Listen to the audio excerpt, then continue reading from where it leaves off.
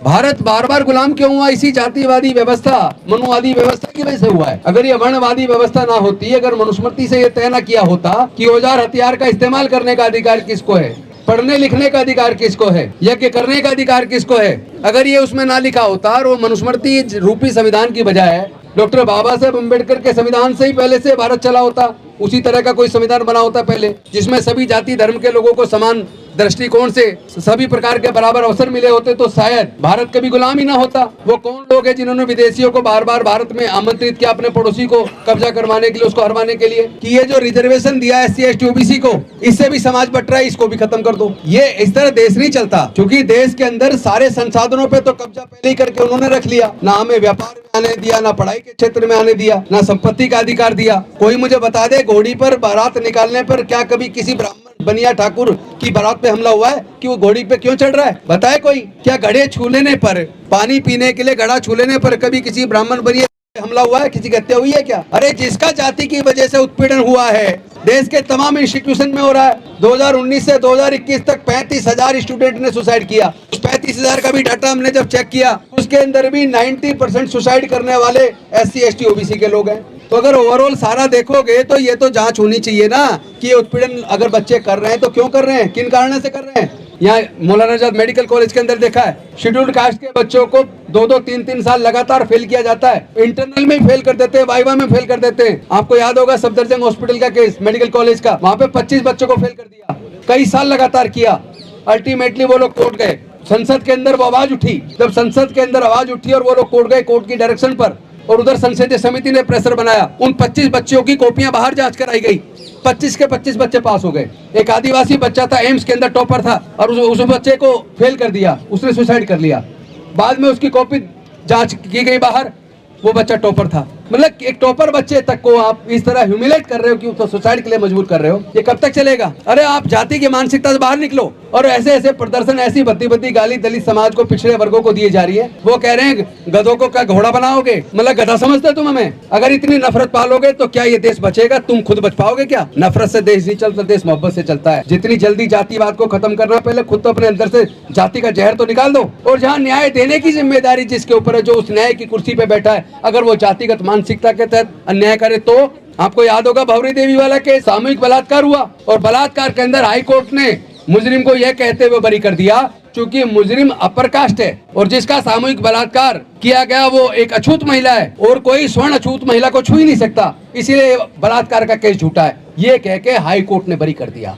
ऐसे high court के जज अगर ऐसे निर्णय करेंगे, उससे न्याय की उम्मीद की जाएगी क्या? पूरी दुनिया की 500 यूनिवर्सिटीज के अंदर एक इंडिया की यूनिवर्सिटी नहीं है, जबकि सारे यूनिवर्सिटीज के ऊपर वाइस चांसलर तो स्वर्ण जाति के, मैक्सिमम प्रोफेसर स्वर्ण जाति के।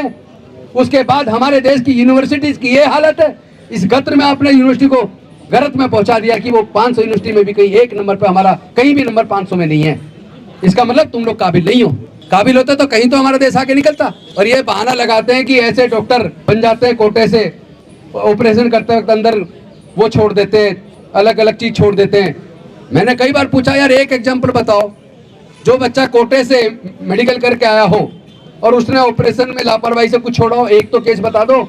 आज तक कोई एक केस नहीं बता पाया, लेकिन एग्जाम्पल देंगे, नैरेटिव बनाने की कोशिश करते हैं झूठ का। आपको याद होगा ये उत्तराखंड की घटना है पिछले दिनों, सुनीता देवी वहाँ मिड डे मील बनाती थी, तो वहाँ बच्चों ने कहा कि हम इसके हाथ का खाना नहीं खाएंगे, ये छूत है। अब कोई बताए उन बच्चों को, किसने बताया कि ये महिला जो खाना बना रही है छूत है? कौन है वो जो जहर फैला रहा है समाज में? और उसके बाद सरकार को क्या जिम्मेदारी थी? उसके माँ बाप को बुलाते, उनको समझाते, वो अपने बच्चों को समझाते, लेकिन उनको समझाने की बजाय उनके कहने पे उस सुनीता देवी को नौकरी से निकाल दिया। दिल्ली की सरकार में मंत्री रहा, उस नतीजे से मैंने चीज़ों को पढ़ा, चाहे एक वकील के तौर पर उत्पीड़न की घटनाओं को पढ़ा, हर एंगल से। इस नोटिफिकेशन को पढ़ने के बाद मुझे लगा ये नाकाफ़ी है। जो हमारी डिमांड थी रोहित एक्ट बनने की, रोहित एक्ट से अलग हमें कुछ नहीं चाहिए। जो इंजीनियरिंग कॉलेज हैं या IIM IITs हैं, मेडिकल कॉलेजेस हैं, या तमाम वो एजुकेशनल इंस्टीट्यूशन जो UGC से एफिलेटेड नहीं है, वो तो इस गाइडलाइन में कहीं कवर ही नहीं है, रेगुलेशन में। ये रेगुलेशन तो UGC के एक्ट के तहत आए हैं, इससे काम चलने वाला तो है नहीं। दूसरी बात, विरोध करने वाले उसको ना तो उन्होंने पढ़ा, विरोध करने वाले भी आंख मीच के विरोध कर रहे हैं, और ये जो अपने आप को सो कॉल्ड मुख्य मीडिया कहता है, मुझे तो कई बार लगता है सब प्रीजुडिस है, उन्होंने भी उसको पढ़ा नहीं है।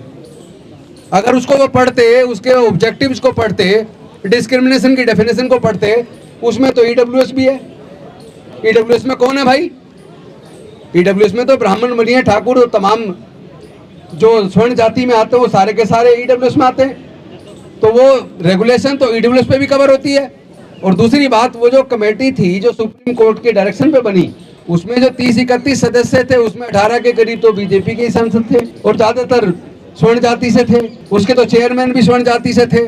भारत में 6743 जातियां हैं, अनेकों धर्म हैं, अनेकों भाषाएं, अनेकों संस्कृतियां हैं। उस सबसे मिलकर भारत बना है। और दूसरी बात, ये जो लोग विरोध कर रहे थे रेगुलेशंस का, यूजीसी का जो रेगुलेशंस आया, उनसे कोई ये पूछे भाई आप बताइए ब्राह्मण के वजह से या क्षत्रिय या वैश्य होने की वजह से कितने उत्पीड़न के केस आज तक आए?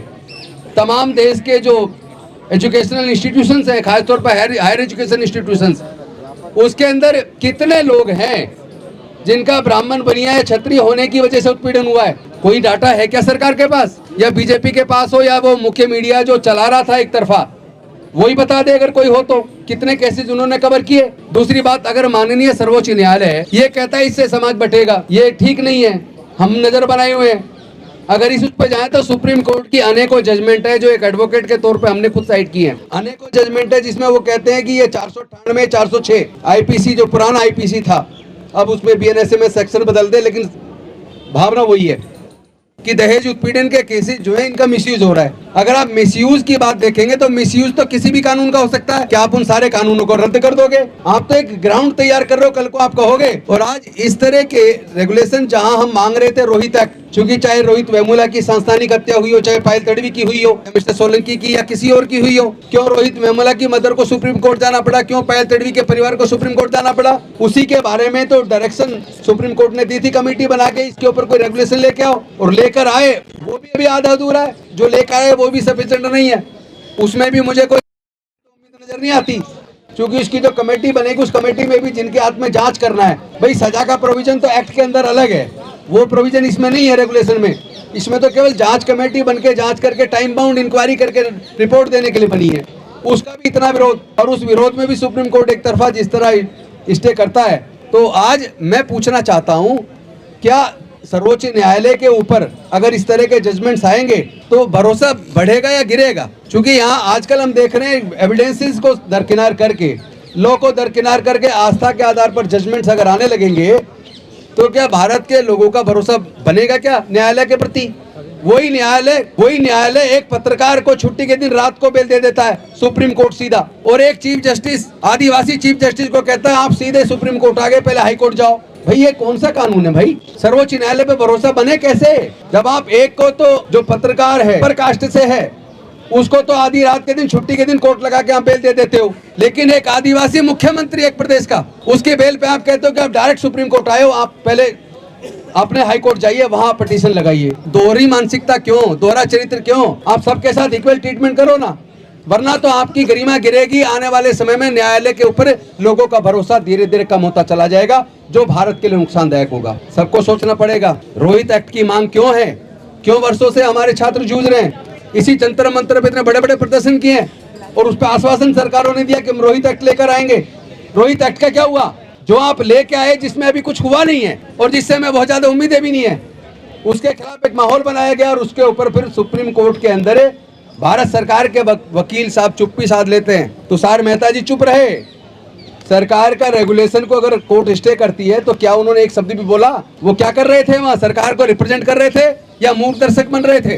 ये सारी चीजें पूरा देश देख रहा है। ऐसा नहीं है आंख मीच के बैठे हम। राजनीति एक तरफ, राजनीति भी तो तभी है जब समाज मजबूत होगा।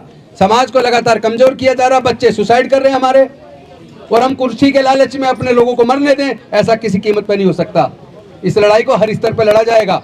अभी पूरे देश का आंदोलन बनाया जाएगा। आंदोलन केवल यूजीसी रेगुलेशन के लिए नहीं, तमाम एजुकेशनल इंस्टीट्यूशन जो हायर एजुकेशन के हैं, चाहे आईआईटी हो, आईआईएम हो, या मेडिकल कॉलेजेस हो, इंजीनियरिंग कॉलेजेस हो, या दूसरे कॉलेजेस हो जो यूजीसी के अंदर नहीं आते, उस पे भी इस तरह का कानून बनना चाहिए जो उस पे भी लागू हो। क्योंकि ज्यादातर जितने सुसाइड के केस हैं वो ज्यादातर प्रोफेशनल कोर्सेज में, मैंने खुद अपनी आंखों से देखा है। एक छोटी सी रेगुलेशन के ऊपर तुम इतना बवाल मचा रहे हो, और वो सारी सरकार जो धरने प्रदर्शन तक अलाउ नहीं करती, उनको वो सब जगह धरने प्रदर्शन करे, कहीं भी जाकर चढ़ जाए, उनके खिलाफ ना पुलिस कोई कार्रवाई करती है, ना इस देश की सरकार। होम मिनिस्टर आंख मीच के बैठा है क्या? अरे तुम्हारा दृष्टिकोण तो देश में रहने वाले सभी लोगों के प्रति एक जैसा होना चाहिए। ऐसा थोड़ी ना, पहले इसी जगह पे 2-2, 3-3 साल लगातार धरने प्रदर्शन चलते थे, अब कहते हैं 10 दिन पहले अप्लाई करो। मतलब कोई मर गया तो हम 10 दिन पहले इंतजार करेंगे आपकी परमिशन का, तब धरना प्रदर्शन करेंगे। पे बहाना लगाते सुप्रीम कोर्ट की डायरेक्शन है। मैं तो वकील हूं भाई, मैंने पढ़ लिया, कहीं भी ऐसी कोई डायरेक्शन सुप्रीम कोर्ट की नहीं है कि आपको 10 दिन पहले परमिशन के लिए अप्लाई करना पड़ेगा। आज घटना घटेगी तो आज विरोध करना है। आपको डायरेक्शन ये थी कि आप इसके ऊपर कोई सिस्टम बनाइए, ये नहीं थी कि आप ऐसा वो डाल दो टर्म कंडीशन कि 10 दिन पहले आपको अप्लाई करना पड़ेगा। तो साथियों, मैं तो एक ही बात कहूंगा, लड़ाई न्याय की है और न्याय सबको चाहिए। अगर स्वर्ण जातियों को न्याय चाहिए तो जो हजारों साल से उत्पीड़ित है उसके न्याय का क्या होगा? और ये बात तो थोड़ी पुरानी है, मैं लेटेस्ट बताता हूं। अभी जून 2024 की बात है, उड़ीसा के अंदर एक गांव के अंदर माइनिंग का काम शुरू कर दिया। तो वहां के दलित लोगों ने उस माइनिंग के खिलाफ विरोध किया कि हमारा गांव क्यों उजाड़ रहे हो। तो 2 लड़कों को गिरफ्तार कर लिया। नीचे एडिशनल डिस्ट्रिक्ट जज ने बेल रिजेक्ट कर दी, वो हाई कोर्ट गए। हाई कोर्ट ने जमानत तो दी, लेकिन शर्त यह लगाई कि ये मुलजिम 3 महीने तक उस क्षेत्र के थाने के अंदर 3 महीने तक सुबह 6 बजे से 9 बजे तक झाड़ू पोछा साफ सफाई करेगा, और उसको फिनाइल और पोछा झाड़ू उसका जो एसएचओ वो प्रोवाइड करेगा। यानी वहां भी वो जज, हाई कोर्ट का जज होके भी जातिगत मानसिकता से बात कर रहा है। शर्म नहीं आती? ऐसे आदमी से न्याय की उम्मीद करोगे? किससे न्याय मांगे? ना पुलिस न्याय देने को तैयार है, ना ब्यूरोक्रेसी तैयार है, और सरकार को तो छोड़ ही दो।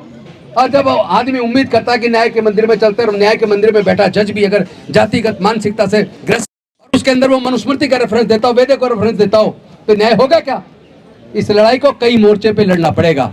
ये लड़ाई सामाजिक न्याय की लड़ाई है, और सामाजिक न्याय की लड़ाई लड़ते वक्त हम किसी की जाति धर्म नहीं देखेंगे, हम आवाज बुलंद करेंगे उसको न्याय दिलाने के लिए। लेकिन हम देख रहे हैं कि 99% अन्याय जाति के आधार पर होता है देश में, और वो ज्यादातर SC ST OBC के खिलाफ होता है। और ऐसे में जिस तरह का माहौल बनाया गया, और वहां जिस तरह का रुख कोर्ट से हुआ, और सरकार का जो रुख है, ऐसा लगा जैसे सरकार सिर्फ तमाशा देख रही है। उनके मंत्री खुलेआम बयान दे रहे हैं, उनके सांसद खुलेआम बयान दे रहे हैं, तो भाई ये विरोध किसका था? क्या पूरे 10% लोग जो देश के 90% संसाधनों पे काबिज हैं, वो इस देश के 90% मेहनत कस के की खिल्ली उड़ा रहे थे? खुलेआम खिल्ली उड़ाई है। और एक और बात कह के मैं अपनी बात खत्म करूंगा, ताकि इससे ये तो पता लगे हम कहाँ वो कहाँ। वो मेरिट वाले लोग कौन है? क्या मेरिट है उनकी? मैं पूछना चाहता हूं कि आज इस देश के अंदर खेत की जमीन का मालिक कोई भी हो, पर उसमें जो फसल उगाने का काम करता है, अपना खून पसीना बहाकर, मेरे दलित समाज का, पिछड़े समाज का, आदिवासी समाज का बच्चा करता है।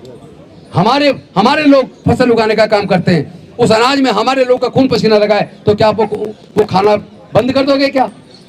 आप जिन सड़कों पे चलते हो, जिन इमारतों में आप रहते हो, जिस अस्पताल में आप इलाज कराते हो, जिस कॉलेज में आप पढ़ते हो, उसका मालिक कोई भी हो, लेकिन उसको बनाने में खून पसीना मेरे समाज का आदमी मेहनत का मजदूर करता है। क्या उसमें अपने बच्चों को पढ़ाना बंद कर दोगे? जिस सड़क पे आप चलते हो उस सड़क को हम बनाते हैं, जिस फ्लाईओवर पे आप चलते हो उसे हम बनाते हैं। मरे हुए जानवर की खाल उतार कर जूता बनाकर, जूता हम पहना रहे, जूते चप्पल हम बना रहे, नहीं तो नंगे पैर रहो ना आप। अगर हमारे छुए से इतनी आपको नफरत है तो भाई जूते चप्पल पहनना बंद कर दो, कपड़े पहनना बंद कर दो, घरों में रहना बंद कर दो। सारे तो निर्माण हमारे लोग कर रहे हैं। आपको शर्म नहीं आती थोड़ी बहुत? बात दुआई इंसानियत की देते हो तो इंसानियत अपने अंदर तो पैदा करो, खुद तो इंसान बनो। तुम इंसान नहीं बन पा रहे, तुम अपनी जाति को महान बताने में लगे हो।